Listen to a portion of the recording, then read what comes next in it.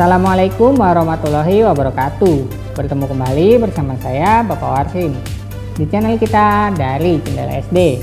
Hari ini kita akan melanjutkan pembelajaran kita untuk kelas 5 tema 8 lingkungan sahabat kita. Subtema 1 manusia dan lingkungan pada pembelajaran yang pertama. Di pembelajaran kita yang pertama kali ini, fokus pembelajaran kita adalah bahasa Indonesia dan IPA. Sebelum kita mulai belajar, marilah kita berdoa terlebih dahulu. Berdoa mulai.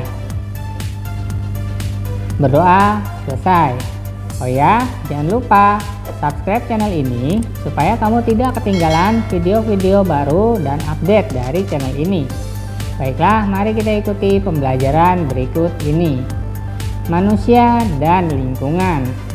Perhatikan gambar-gambar di atas. 1. Fakta-fakta apa sajakah yang ditunjukkan gambar-gambar tersebut? 2. Apakah lingkungan berguna bagi manusia? Mengapa? 3. Apakah keuntungan yang diperoleh manusia jika menjaga lingkungan? 4. Apakah akibatnya jika manusia tidak menjaga lingkungan? 5.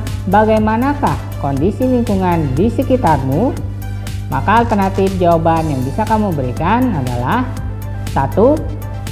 Faktanya adalah gambar di atas menunjukkan daerah persawaan yang subur dan indah. Kemudian gambar yang bawah menunjukkan anak-anak sedang menanam bibit tanaman. Kemudian untuk nomor 2, guna lingkungan bagi manusia, yaitu lingkungan sangat berguna bagi manusia karena lingkungan menyediakan semua kebutuhan hidup manusia. Kemudian nomor 3, semua kebutuhan hidup manusia dapat tercukupi.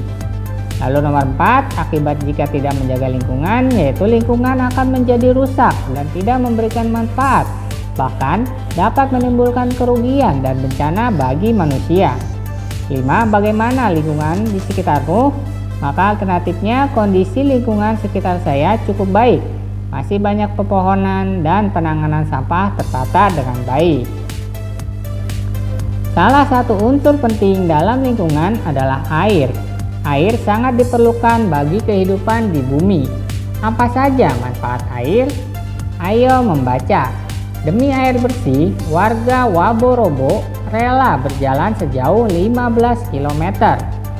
Warga Kelurahan Waborobo, Kecamatan Beto Ambari, Kota Bau-Bau, Sulawesi Tenggara, sulit mencari air bersih. Mereka harus menempuh perjalanan hingga sejauh 15 km dari tempat tinggalnya untuk mendapatkan air bersih. Mereka terpaksa mengambil air bersih di Kelurahan Kaisabu Baru. Sana terdapat gambar ya, seorang warga Kelurahan Waborobo, Kecamatan Beto Ambari sedang mengambil air dari anak aliran sungai.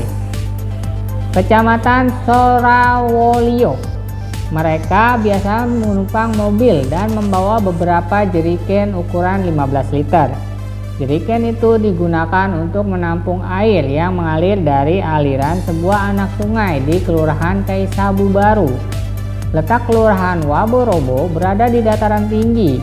Di daerah itu air tanah sulit didapat. Kalaupun ada, air hanya sedikit.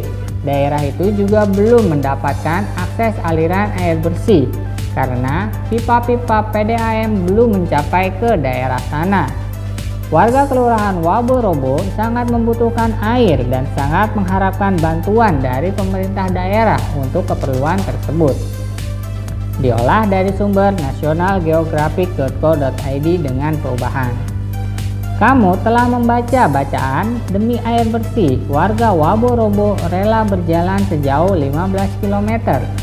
Peristiwa apa yang terdapat pada bacaan?